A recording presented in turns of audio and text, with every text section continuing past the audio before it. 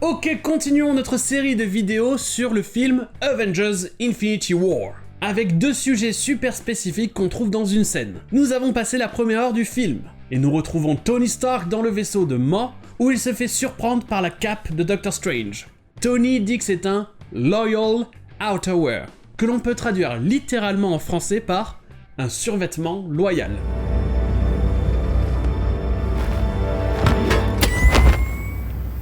Wow, you are a seriously loyal piece of outerwear, aren't you? Yeah, Outerwear est un mot vraiment pas courant en anglais, mais je voulais vous en parler parce qu'il est bizarre et que j'ai un raisonnement particulier pour trouver le sens de ce mot. Tout d'abord, en anglais, vous avez underwear. Ce sont littéralement les sous-vêtements. Parce que wear, ça veut dire porter un vêtement.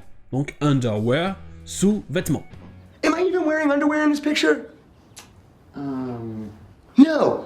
Et comme out, ça veut dire extérieur, outerwear, on pourrait dire en français que ce sont des survêtements. Mais dans ce cas-là, c'est vraiment particulier, ce sont des vêtements qu'on met sur d'autres vêtements. En clair, un manteau. Ou alors, une cape. Et donc si on cherche pourquoi ça se dit outerwear, il peut y avoir deux raisons dont je viens de parler. Premièrement, soit c'est parce que c'est un vêtement qu'on met dehors, à l'extérieur, outside. Et parce que out, outside et outer sont tous des mots de la même famille qui veulent dire extérieur. Ou alors c'est parce que outer, c'est un mot qui veut dire extérieur, mais dans le sens, par exemple, la couche extérieure. Prenez par exemple un oignon, vous aurez par exemple la couche intérieure, inner layer, ou alors la couche extérieure, outer layer. The entire outer skin will be like this. it's titanium laminated with Kevlar. Go ahead.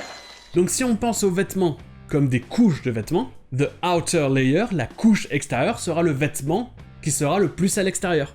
Et donc si vous mettez plein de vêtements sur vous, la couche extérieure, ça sera le manteau, ou la veste.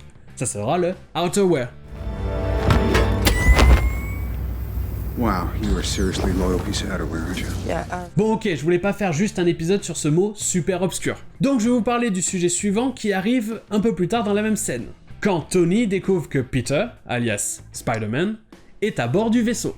Il le prévient et dit que ce vaisseau n'est pas Coney Island. This isn't Coney Island, it's a field trip. This is a one-way ticket. You hear me?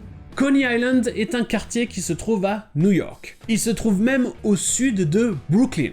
Et Brooklyn, c'est un arrondissement de New York. Ou comme on dit en anglais, a borough. C'est quelque chose qu'on a vu récemment dans l'épisode sur Édimbourg.